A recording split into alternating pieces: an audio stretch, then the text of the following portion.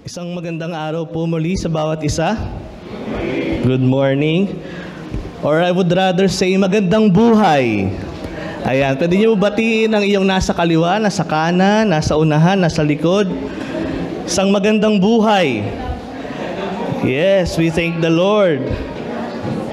Katulad nga ng ating pong inawit kanina, we will say magandang buhay not because of all the accomplishments that we have experienced or even defeat. But we will say magandang buhay because God is good. Diba? We worship for who He is and we will continue to declare His name upon our lives. Amen? Hallelujah. We thank the Lord for once again we have the opportunity to listen, to study the word of the Lord this morning. Are you excited? Are we all excited to once again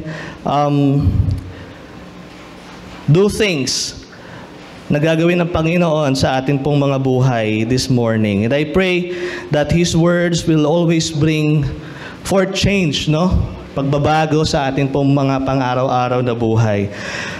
This morning, I'd like you guys to bear with me because we will be reading verses in the Bible, verse by verse. Okay? It's a good practice or it's a good idea, kapatid, that once we want to learn or know more about God, is we read the Word of God verse by verse. Amen? So that we can really know ano bang gustong sabihin ng Panginoon po sa atin po bilang mga kanyang mga anak. Samahan niyo po ako, kung meron po kayong Biblia na hawak, either physical Bible or electronic Bible. We will be reading John chapter 13. And ito pong story na ito, kapatid, ito po yung pagkakataon na kung saan yung tinatawag nating the Last Supper. Okay? Yung huling hapunan. Ito po yung gabi or araw bago ipako ang Panginoong Hesus at the cross of Calvary. Yung nakikita nyong, okay, once we hear the word Last Supper, meron agad tayong nakikitang idea, di ba? Meron tayong na-i-imagine. Tama? Kung halimbawa, tayo sa mga eskwelahan, kilala si Leonardo da Vinci, okay? Isang dakilang pintor. Di ba? Pakita mo, bro. Yan yung sikat na kanyang Last Supper na create. Pero in reality, kapatid, in the proper setup, in those time, back then, kapatid, hindi ganyan ang setup. Pakita mo, bro, kung anong setup ng Last Supper dapat. Parang kasi yung once we illustrate or imagine the Last Supper by Leonardo da Vinci, parang lahat sila nasa isang side lang, di ba? Walang nandun sa kabilang side. Parang nagkaroon ng photo op, no? I mean, parang tayo pag may mga special occasion. Pero in reality, kapatid, hindi po ganon. Kasi ang original setup sa Bible is ang mga lamesa doon ay mabababa. Okay? It's like a small coffee table na kung saan ang mga uupo sa paligid ng lamesa na iyon. Pansin niyo po dyan, may nakahiga. Okay.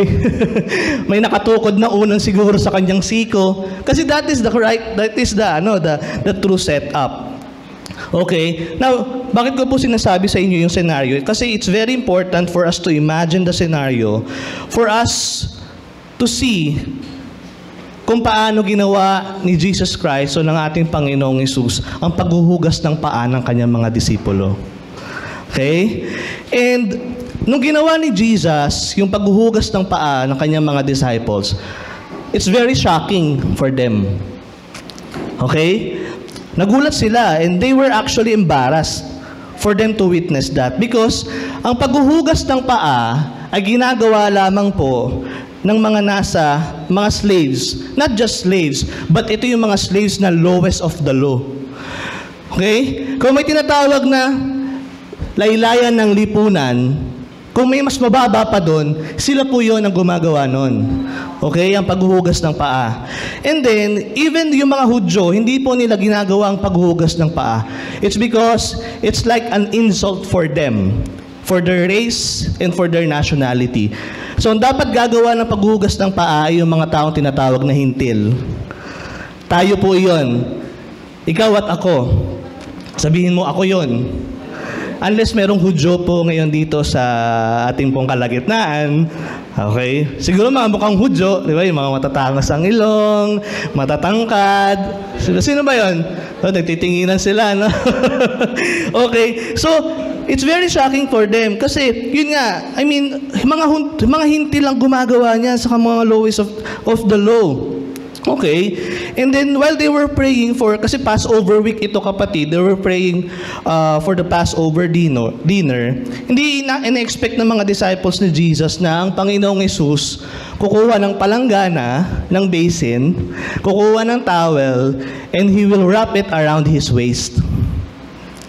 Yun ang gagawin. Nagulat sila, Jesus, ano pong ginagawa ninyo? And then later on, He began to wash the feet ng bawat disciples na ito. Okay? Back then, hindi pa madaling maghugas ng paa. Dahil during that time, hindi uso ang sapatos. Walang medyas.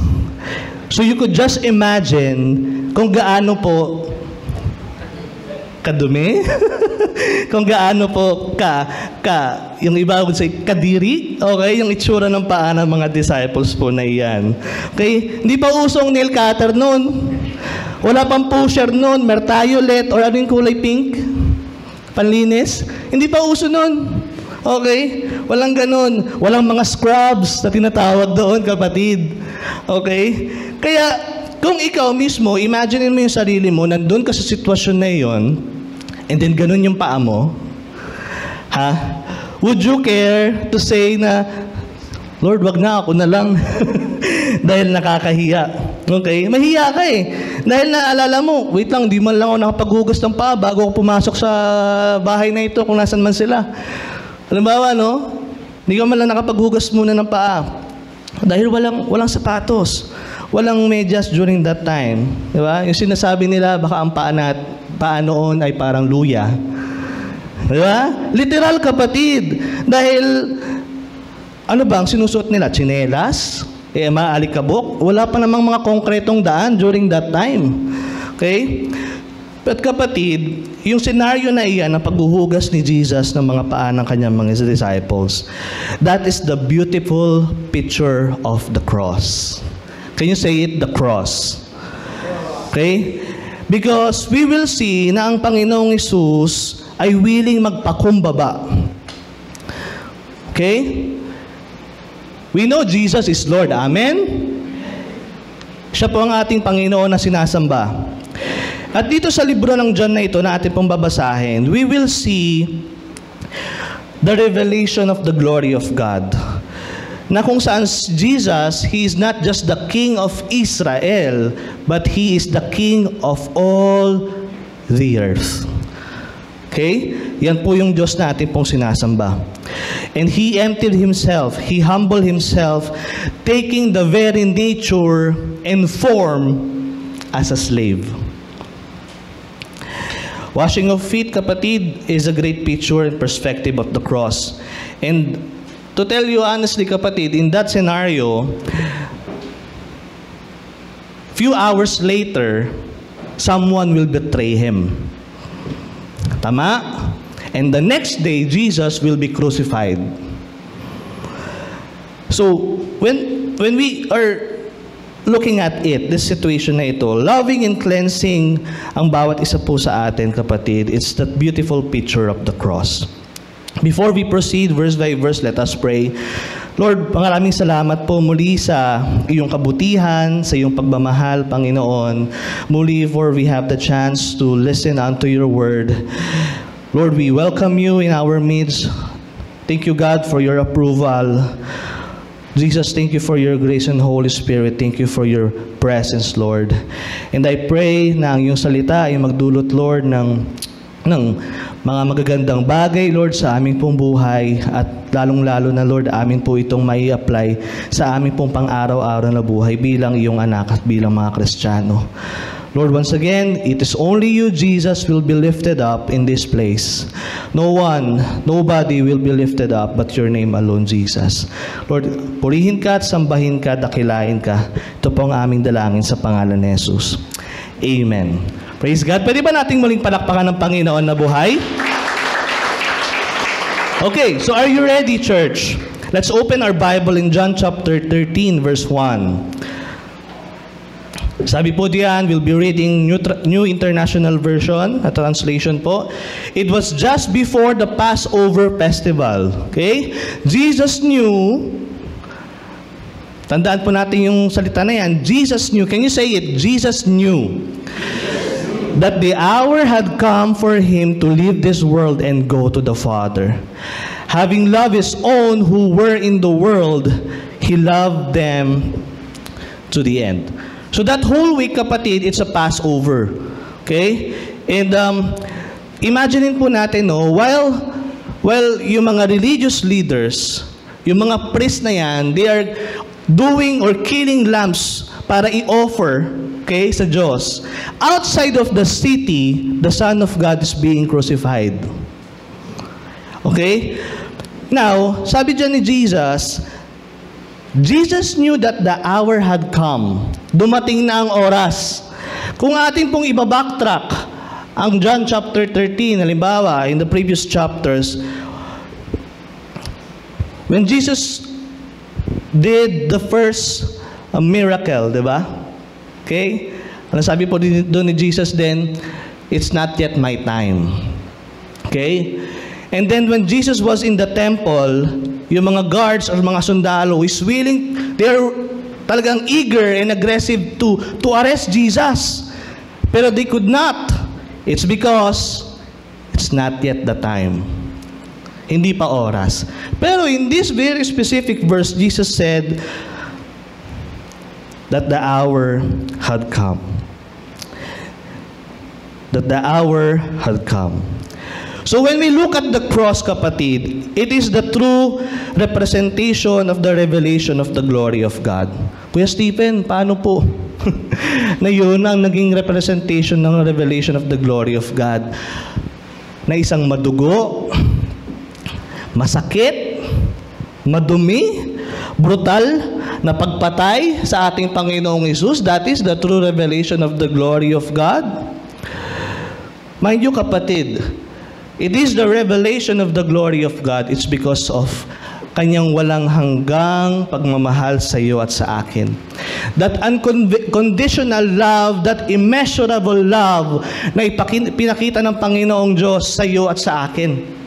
That is why that is the perfect revelation of the glory of God. That there's no distance, kapatid. Walang distansya na pwede makapagharang sa Panginoon para ipakita ang pagmamahal niya sa iyo at sa akin. Yung word na yan, doon sa last phrase, kapatid, he loved them to the end. Hindi ibig sabihin na end na, tapos na. In some other translation, kapatid, we can say and understand na it can be translated to the uttermost or maximum. Because he loved them to the max. To the fullest. Yun po yung ating Diyos, kapatid, na pinagsisilbihan. It's very important for us to understand, kapatid, na ikaw ay mahal ng Diyos, hindi partial lang. Kundi God love you fully. Amen? Who have experienced the fullness of the love of God sa atin pong mga buhay. Can I hear an amen?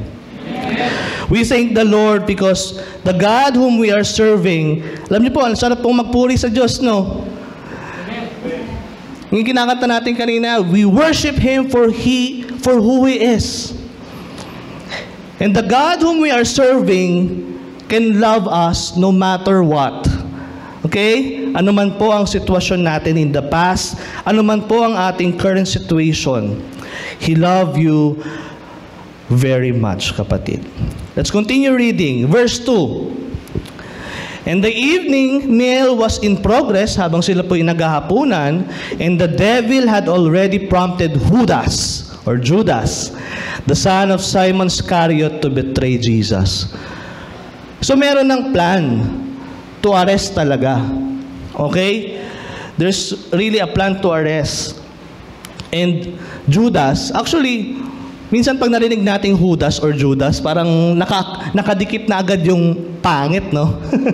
O nakadikit na agad yung masama. Pero you know what, kapatid? Back then, it's just a common name. Jude, okay? Judas. Okay? Kaya, meron ba dito may pangalang Jude or Judas? Okay? Okay? So, it's just a common name back then. Now, let's continue reading. Verse 3. Sana po nasusundan niyo po ako dito.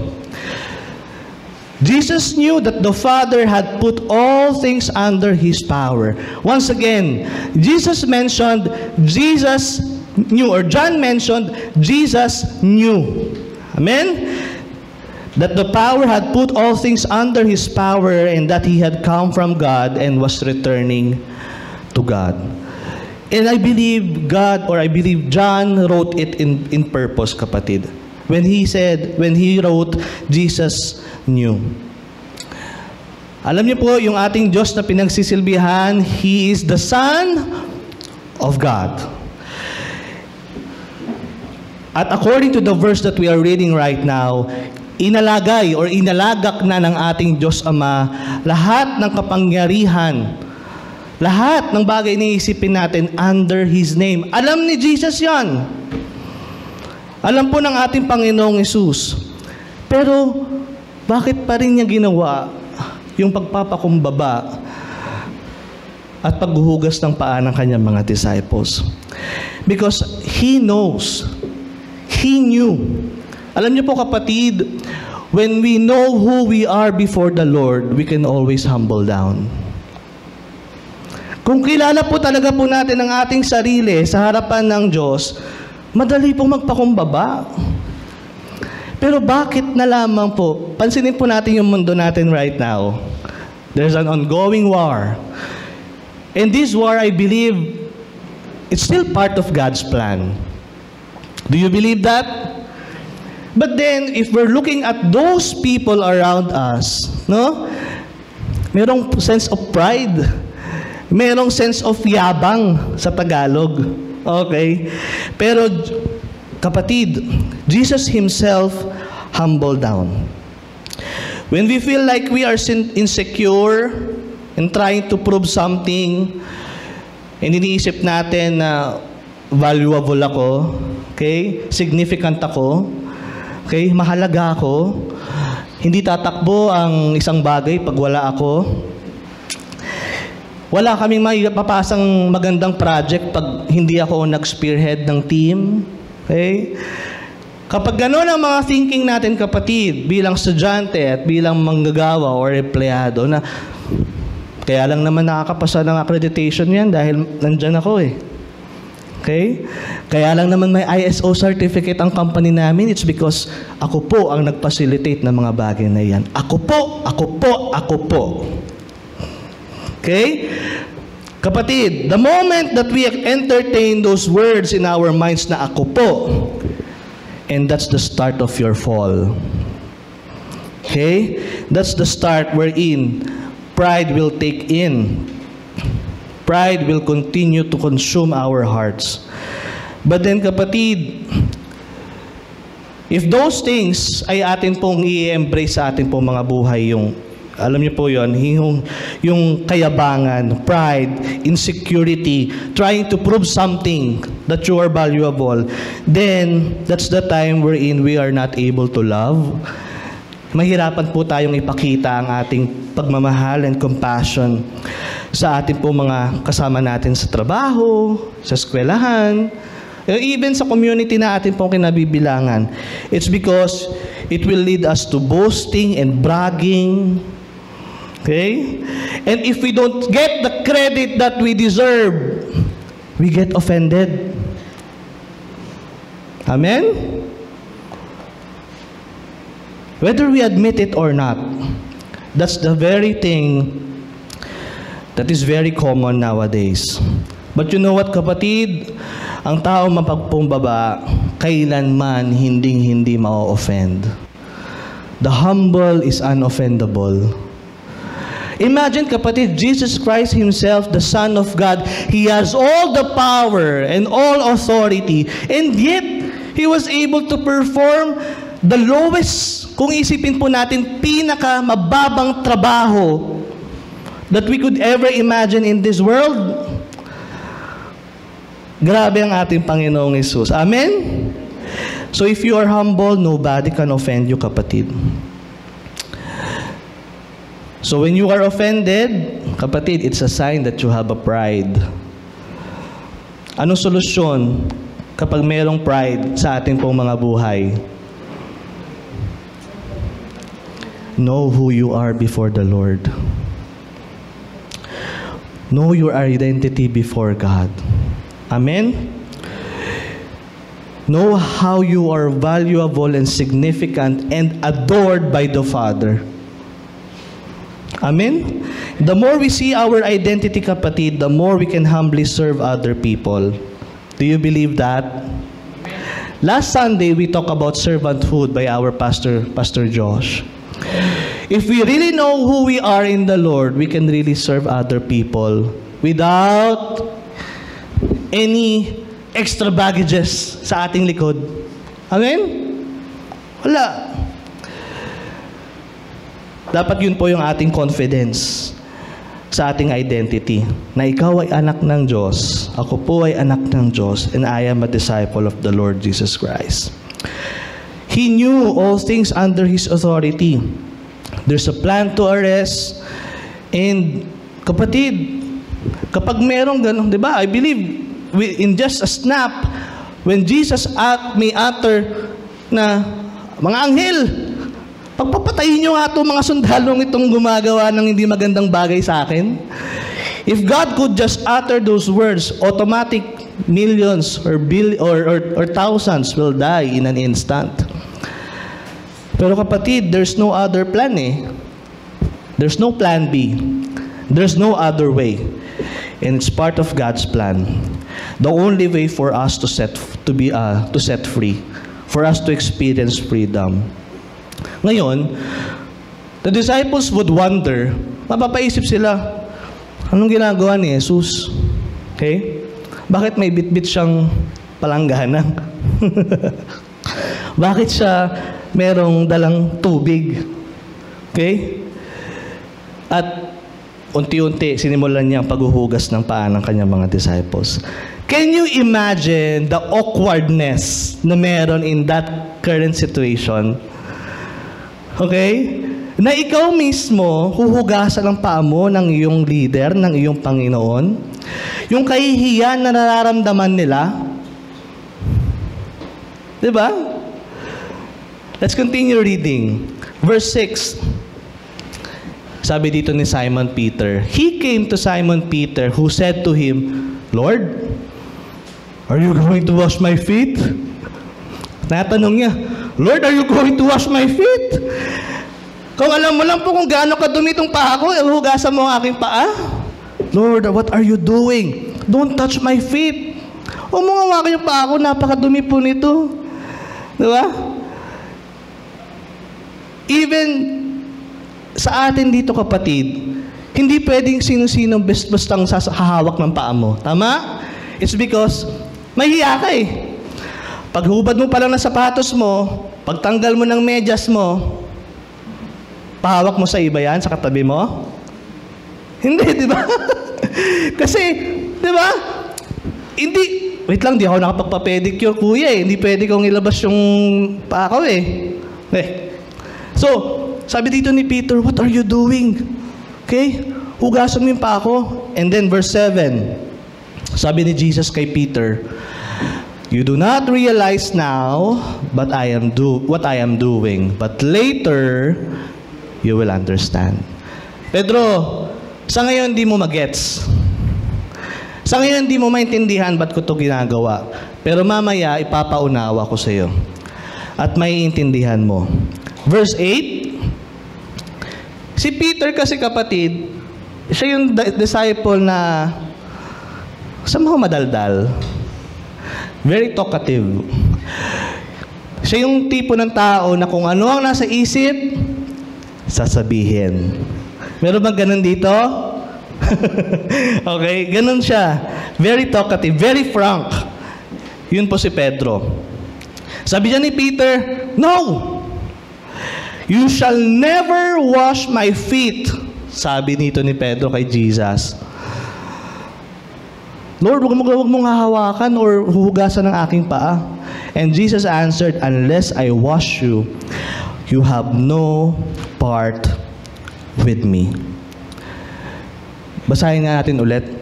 "Unless I wash you, you have no part with me."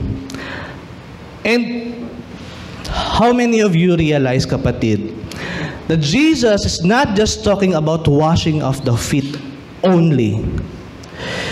Jesus was talking about the cross. He's talking about the future. The incident that may happen, okay? The next day. He's talking about the cross. Sabi niya, "Unless you are washed, you have no part with me."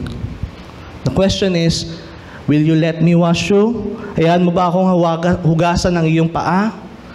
Okay? Hawakan, hugasan ikaw?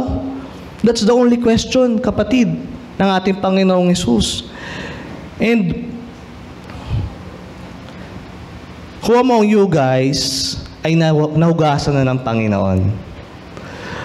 How many of us are washed? And it's not easy to wash somebody's feet. Sino dito yung nagpapa-foot spa? Alam nyo, kapatid, whenever you avail that service, please, mag-tip kayo. Okay? Mag-tip kayo. Okay? Dahil yung gumagawa ng taong yan para pagandahin ang ating mga paa, it's not an easy job. Tama? Imagine mo na lang po lahat ng kalyo na meron ka sa paa. Yung habang ini-scrub ni ate or ni sir ang iyong paa, nakikita mong may nalalaglag doon sa sahig. Ganun kadumi. Kaya please lang, pag pupunta kayo ng salon, mag-tip kayo Huwag niyong kakalimutan. Okay? Pero kapatid, tingnan po natin dito. Sabi ni Jesus, "Unless I wash you, you have no part with me." Mabuti nga ganun ang tanong ng Panginoong Hesus eh. Paano kung ang tanong ni Jesus ay, sumunod ka ba sa akin talaga? Did you obey me enough? Did you love me enough? Kasi kung hindi, you have no part with me. Paano kaya kung ganun ang tanong? Ang sakit, no? Sabi niya, naging masunurin at mapagmahal ka ba talaga sa akin? Kung halimbawa yun yung tanong ng Panginoong Hesus, then you have no part with me. Hindi ka kasama sa pamilya. Hindi kita kasama, hindi kita kilala. Pero ang tanong ni Jesus, unless I wash you, okay, you will have no part with me. And then sabi ni Peter, dito in verse 9. Sige bro, verse 9. Sabi dito ni Peter, "Then Lord, not just my feet, but my hands and my head as well." Lord, paliguan mo na lang kaya ako, Lord. Okay? Paliguan mo na lang ako, Lord. Kasi kung ganyan pala, okay? Hindi ko alam ba't ito ang sagot ni Peter. I'm trying to research kung anong reason bakit ito sinabi ni Pedro. Pero that's the beauty of reading the Word of God, kapatid. Alam niyo ba yon? Kasi sa Bible, kompleto eh. May drama, may action, may love story, may comedy, kapatid. Sabi dito ni Peter. Okay? Sabi nga kasi si Peter, madaldal siya. Sometimes he doesn't really want to think before he speak eh. Okay? But I don't really know the reason. Sabi diyan ni Peter, "Lord, paliguan mo na lang ako." Let's continue reading in verse 10. Then Jesus answered, "Those who have had a bath need only to wash their feet. Their body is clean. And you are clean," sabi dyan ni Jesus kay Peter, "though not every one of you." Okay? Kasi alam niya, nandun si Judas. Alam niya in that room, merong traidor. Okay? Sabi niya, actually, Pedro, lahat kayo malinis eh, maliban lang sa isa. Kung ako nasa sitwasyon ni Peter, at narinig ko yon, siguro para akong binuhusan ng malamig na tubig. Yung tipong gusto mo na lang lumubog sa ilalim ng lupa. Naka-experience na ba kayo ng ganung sitwasyon? Sa sobrang kakahiya, sobrang pangahamak, no? Pero sinabi dyan ni Jesus, alam nyo, lahat naman kayo malinis, maliban lang sa isa. Alam nyo po yun? Parang sinabi dito ng leader natin, alam nyo po, lahat naman po kayo talaga ay mabubuti. Nag-church palagi. Nagde-devotion palagi. Nagpe-pray ng word, nagre-read ng word of God. Nag-encourage, nagli-lead ng cell group. Maliban lang sa isa. So people would wonder, sino yung isa na yon? Okay? Because the disciples, during that time, they don't have any idea kung sino ang tinutukoy ni Jesus. Wala sila pong ka-idea. Okay? And for he knew he was going to betray him, and that was why he said, not everyone was clean. Kaya po nasabi yun ng ating Panginoong Hesus. Kapatid, Jesus is not just talking about physical washing or physical cleansing of our feet. It's very symbolic, diba? Nowadays, we can still see churches or leaders na nagpa-practice ng ganito, okay, washing of the feet. But then, Jesus is talking about cleansing, the two kinds of cleansing. Na kung saan, once and for all, once you offer your life or surrender your life unto God and accept Him as your Lord and Savior, by the grace of God, through your faith, through our faith, we are washed. We are cleansed by the grace of God, by the power of God. Ibig sabihin, kapatid, it's final. But then, okay, sabihin ng Diyos, you are clean. Katulad ng pagkakasabi niya dito kay Pedro. But then your feet still need washing. Kasi sa buhay natin, kapatid, bilang Kristiyano, may mga parte pa rin, or area, or aspeto ng life natin na nangangailangan ng continuous cleansing and washing. Amen? Merong parte pa rin sa atin na kung saan madalas we lose our temper. Diba? Meron pa rin part or aspeto ng life natin na kung saan there's unforgiving part pa rin of our lives na hindi pa rin natin sila kayang patawarin. Okay? There's still part na kung saan, pag nakita ko tong taong ito, na kung sira ng araw ko talaga. Okay? There's still instances na tayo po'y judgmental. Okay? Makita lang natin ang isang tao. Why? It's because our mind is polluted. That's why we need continuous cleansing. We need continuous washing. Ang sinasabi dito ni Jesus. Okay? Of course, we are living here in this chaotic, polluted world. And there's always a chance or possibility that we might get polluted. Tama? Paglabas lang natin dyan eh. Merong, alam mo yun? Kaskaserong dumaan. Tingnan mo itong taong ito, di ba? We are there to curse and we are there to say something negative, di ba?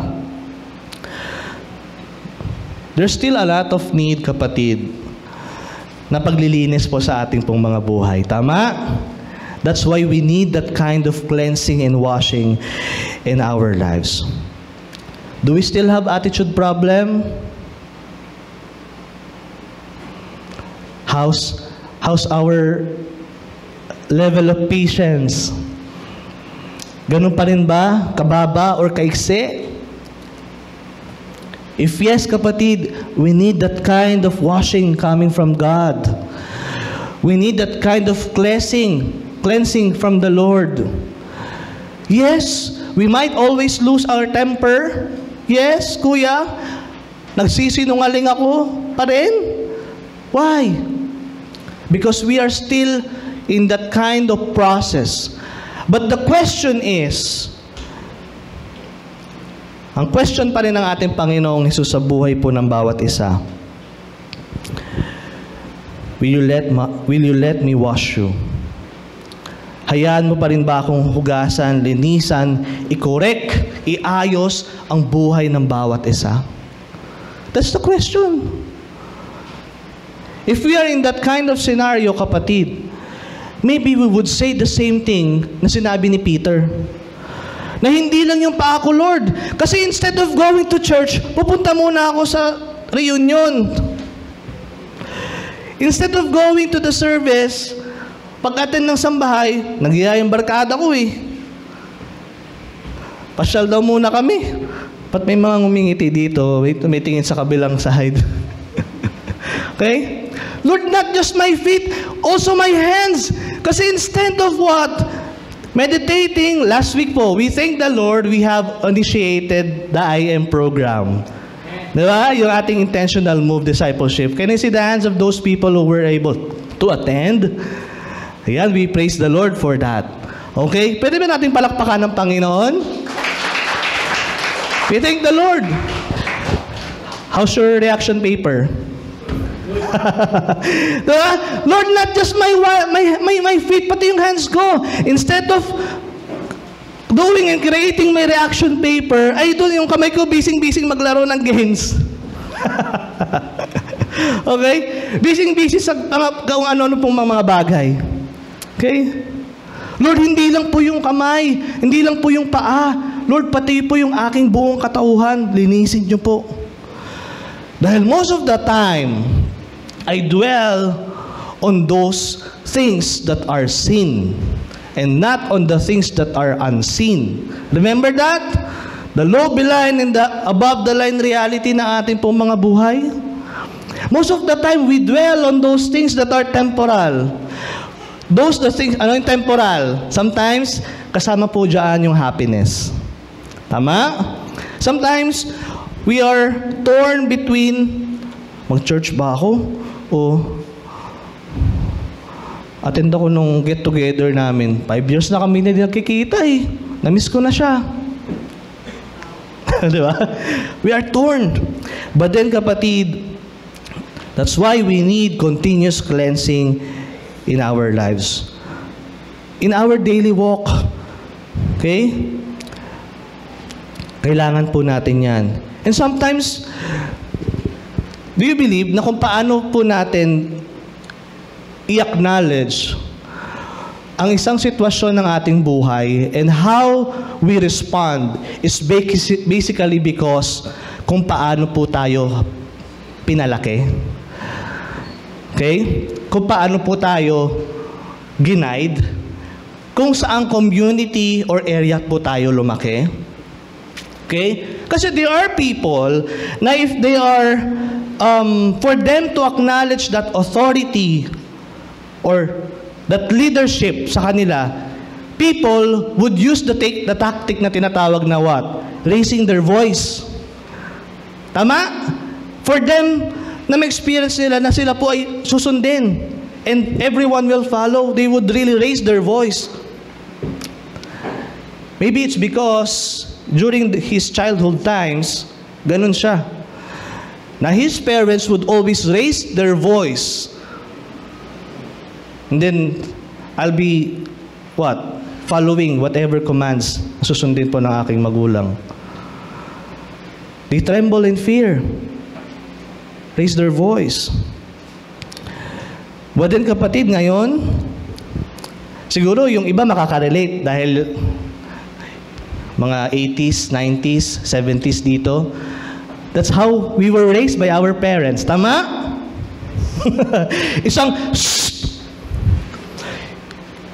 Sigaw lang ng pangalan mo, anong gagawin mo? Takbo ka agad pa uwi, di ba? Kasi kung hindi, sasalubungin ka ng sinturon eh. Tama? Pero kapatid, nowadays, pag ang mga bata sinigawan mo, naku, depression after 3 days. Diba? Pag ang bata sinigawan mo ngayon, you are a bad parent. You just correcting your child, kino-correct mo lang mga bagay. Pero nowadays, unfortunately, there's some parang mysterious, parang kakaiba, no, ang mga bata nowadays. Okay? Nowadays, these people or these children ay masyadong sensitive. Okay? Tayo, nung panahon natin, we would always acknowledge the fact na ay pag di ako sumunod, palo abot ko. pag sumagot ako sa magulang ko, ay sigurado may akong latay pag uwi. Pero ngayon, ang mga bata, ang galing nilang magrason. Ang galing nilang mag-excuse. Gumawa ng excuse. Napapalabasin na sila pang mas marunong kaysa sa'yo bilang magulang. Mas magaling pa sila sa'yo bilang mas ikaw yung nakakatanda. Tama? Siguro may mga pamangkin tayo na ganun ngayon, no? Na-experience natin. Pero it's our way on how we can really raise these kids nowadays. The Lord's way, rather, how we will let these kids na tumayo, lumaki na merong takot sa Diyos, merong respeto sa mga magulang at mga nakakatanda sa kanila. So, it's very important, kapatid, na once we are being challenged in our daily lives, because we still need this kind of washing and cleansing, the Lord would ask, will you let me wash you? Or hindi, Lord, sanay na ako eh. For a very long time, ganito po ang aking attitude. For a very long time, ito po yung nakasanayan ko. But the question is, will you let me wash you? Parang, will you let me examine your life? Okay?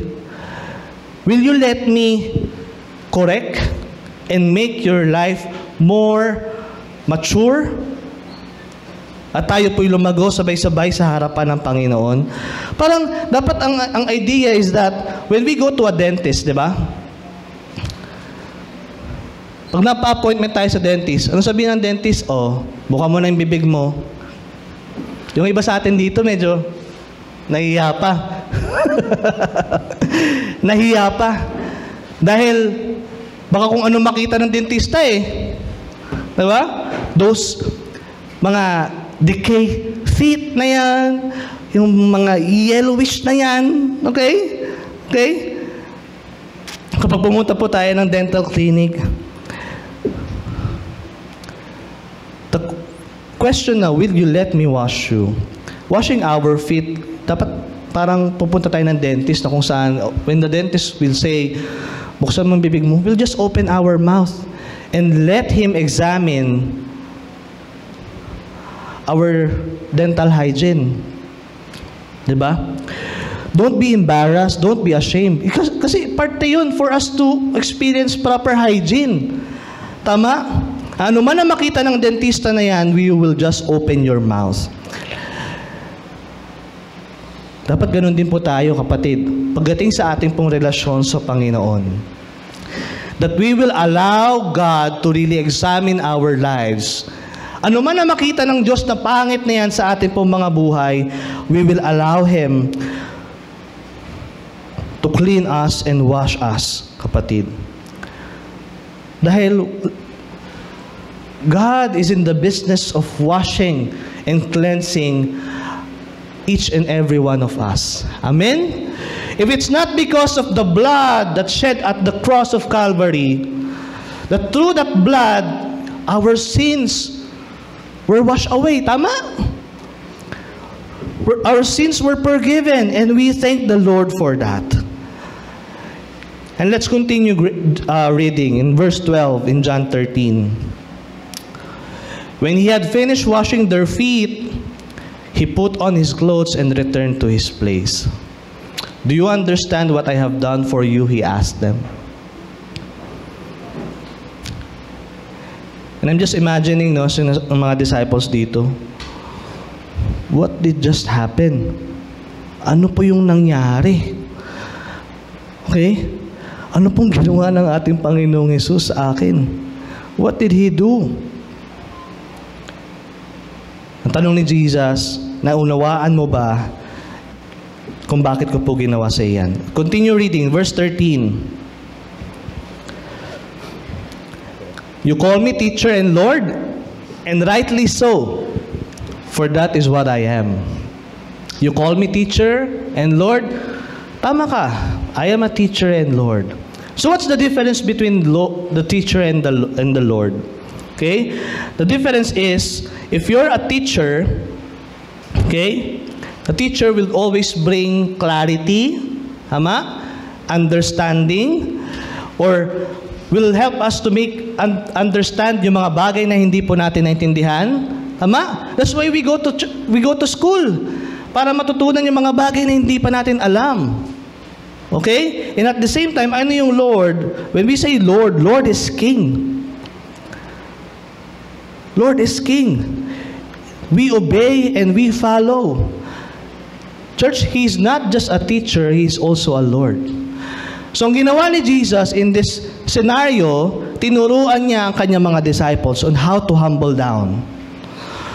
On how to remove all those insecurities, all those pride in our lives so that we can wash other people's feet.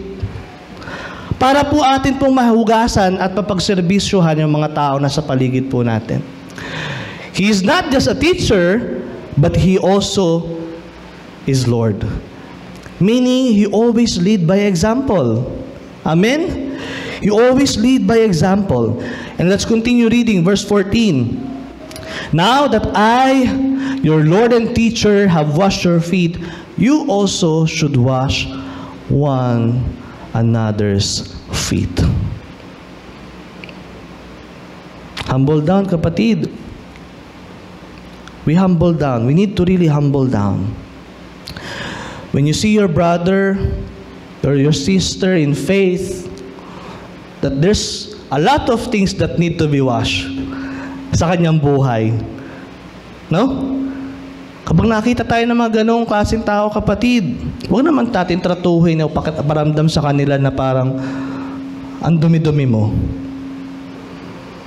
Ang dumi-dumi mo. But then, we will just go and wash his feet. Sadly, there are people na, I can't really do that, kapatid. It's not my job. Hindi ko po trabaho yan. Okay? I'm a respected and reputable person. Hindi ko po kayang maghugas ng paa ng aking pong kapwa. No, kapatid. Our Lord, very clear, humble down, and we must humble down. The true essence of servanthood, kapatid, is we should know how to humble down. We cannot really serve God and serve other people kung meron po tayong pride, kung meron po tayong yabang na meron po sa atin pong mga buhay.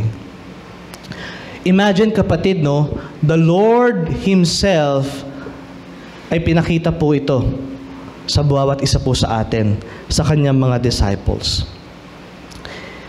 He lead by example. In verse 15, I have set you an example that you should do as I have done for you. Ito yung joy, kapatid, or yung saya in walking in the Lord. Ito po yung masaya kapag sa pagsunod at pag-follow sa atin pong Panginoong Hesus. Because we don't really need to judge. You don't have to judge. If you know your brother or sister is nagkakalat, no? Sa kanyang buhay, and then let these people na makaranas ng paghuhugas at paglilinis ng ating Panginoon. Huwag natin sabihin na kung ayaw mo sa akin, ayaw ko rin sa iyo. Huwag, kapatid. Kung di mo ako nire-respeto, di rin kita re-respetuhin. That's not the true idea of a true disciple of the Lord. Amen? We always put respect and love to one another. As mentioned by Jesus, ginawa ko to sa inyo, ipinakita ko sa inyo ang paghuhugas ng paa so that ito rin po yung mga bagay na gagawin po natin sa ating pong mga kapwa. Let us be kind. I am a teacher and Lord, look what I have done. I humble down. Let's continue reading. Verse 16. And very truly I tell you, no servant is greater than his master, nor is a messenger greater than the one who sent him. Now that you know these things, you will be blessed if you do them. Alam niyo po yung word na bless, it can actually translate also sa word na happy.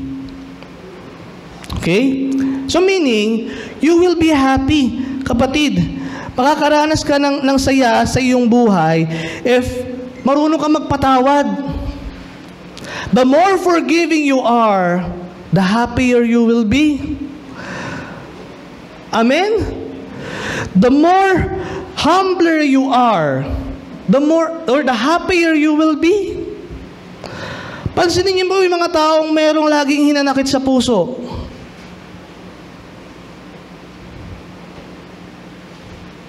Huwag niyo po tignan yung katabi niyo.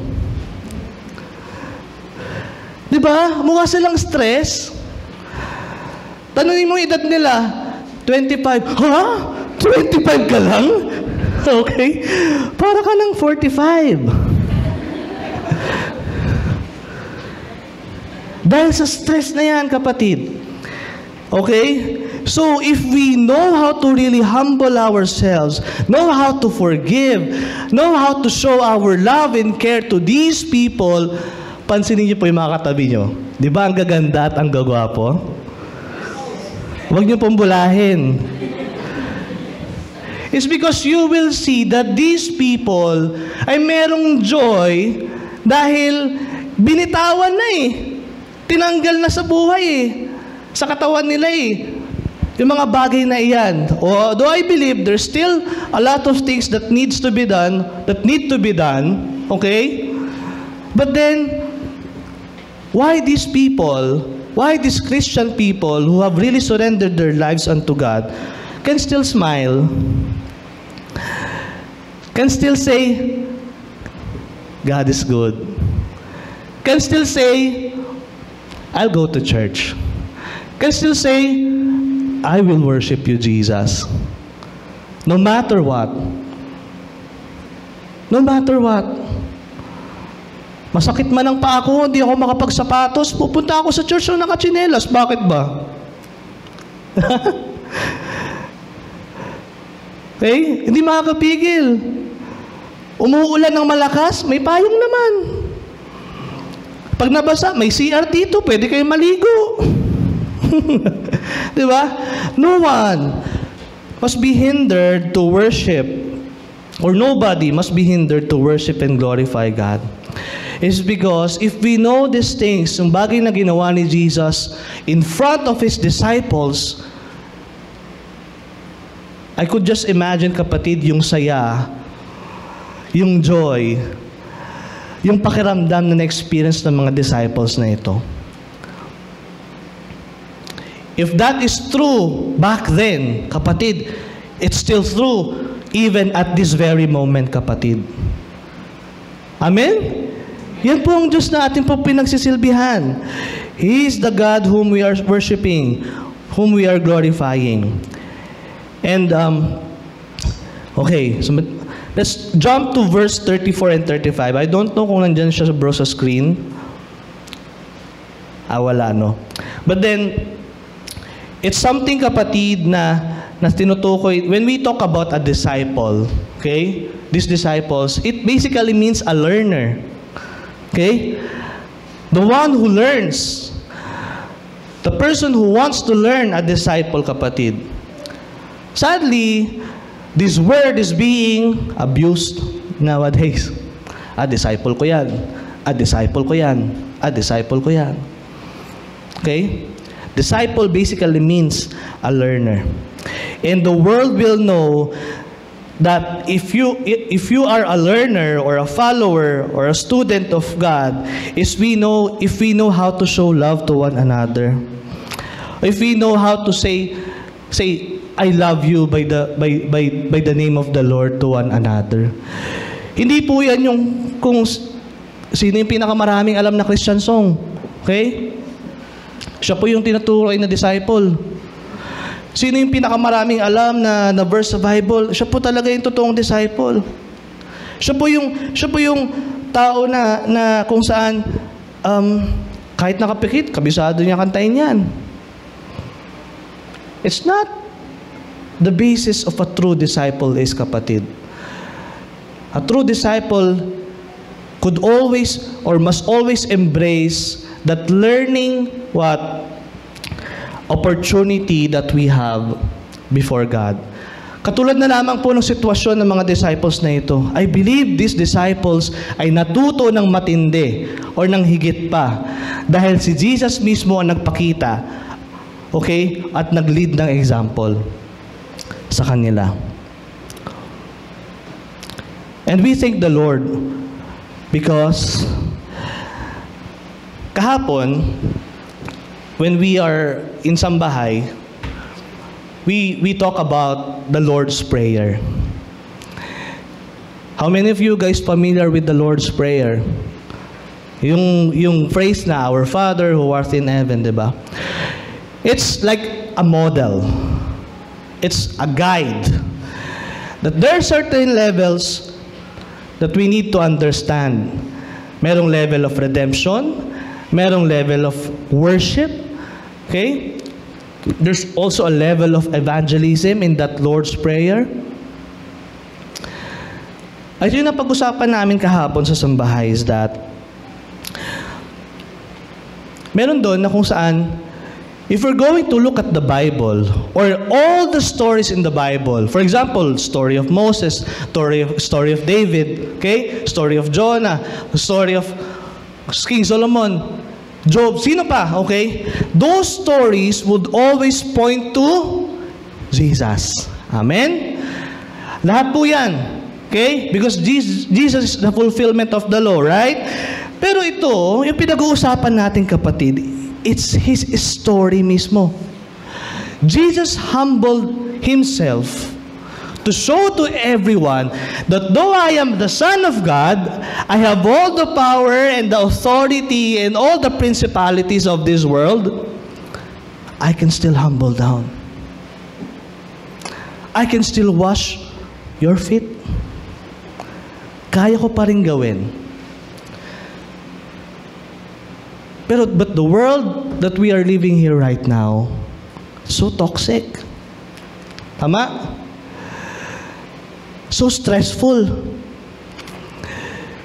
It's because, sadly, those people would say that I am a Christian. Sila pa ang nagsasabi na sila po ay Kristiyano. Sila pa ang number one na mayabang.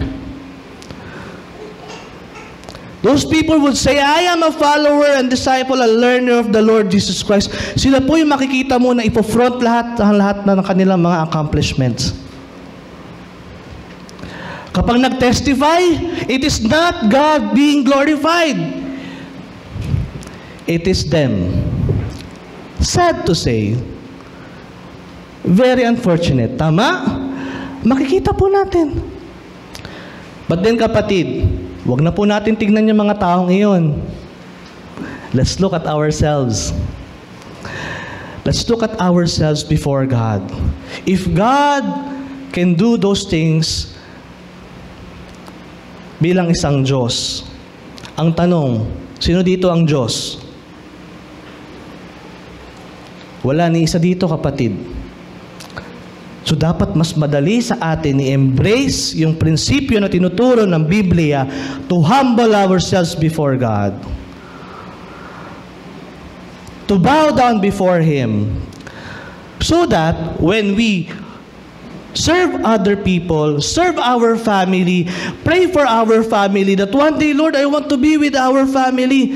Pagdating mo sa bahay, hindi ka mautusan. Porkit ikaw ang nagtatrabaho sa bahay mo mag-isa, hindi ka pwedeng utusan. Ikaw yung Kuya, ako naman kasi nagpo-provide. Ako naman yung napapagod buong Okay? Those simple things, kapatid. Remember, yung mga tao na sa paligid po natin, may it be your family, you're very close. Ayan po yung mga in-laws ko, nandyan po sila. There are people na nag-o-observe po sa bawat isa po sa atin. Alam mo po ba natin yon? Kung paano po tayo mamuhay bilang Kristiyano? Paano po natin i-exemplify yung character ng Panginoong Diyos sa atin pong mga buhay? The way we talk, the way we act, and the way we think. Okay? Kung paano po tayo sa daan, sa mga nagdadrive. Okay? Kung paano po tayo, mga individual citizen, kapag tayo po sasakay ng MRT, kapag po tayo pupunta kung saan man, paano po tayo? Paano po tayo bilang Kristiyano? Okay? Alam niyo po bakit ang usong-uso ang road rage, kapatid? Ang dami kasi mayabang sa kalsada eh. Tama? Dahil may dala silang sasakyan,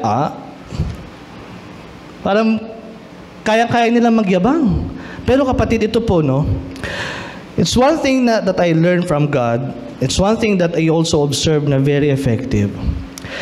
If we know that there's somebody or someone na alam mong mas magaling, na alam mong mas mabuti, na alam mong mas respeto sa'yo, you have no reason para magyabang.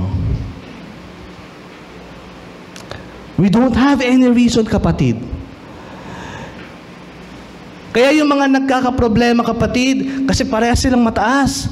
Okay? Wala nang mas mataas sa kanila, sila parehas, kaya lagi sila nagka-clash. But if we know how to really focus ourselves before God, you will never get distracted, kapatid eh. Alam po natin ang gagawin natin. For example, any one of you na naka-attend ng concert, can I see the hands? Sino dito nakanood na ng sine? Okay, lahat tayo, no? We thank the Lord. Ano pa?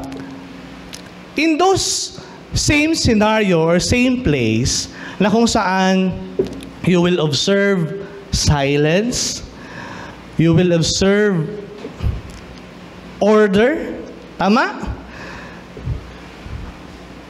Wala naman ditong pumunta ng sinihan at nagkwentuhan kayo magbabarkada doon, di ba? Wala ditong pumunta ng sinihan at binuksan yung lahat, yung flashlight nyo sa cellphone. Di ba? Wala ditong pumunta ng concert, nagdala ng sarili niyang speaker at siya'y kumanta sa loob ng concert room. Dito sa church, kapatid, yung mga nakikita po natin nag-worship dito sa atin po, no? Sometimes, it's hard for us to concentrate worshiping God. Why? Madali tayong madistract eh. Nakapansin niyo po ba yon? For example lang, si Sister Elmo, nagkaroon ng technical difficulty yung kanyang mic. Yung iba sa atin dito, kahit hindi pa siya part ng mga ministry, nadidistract agad. Okay?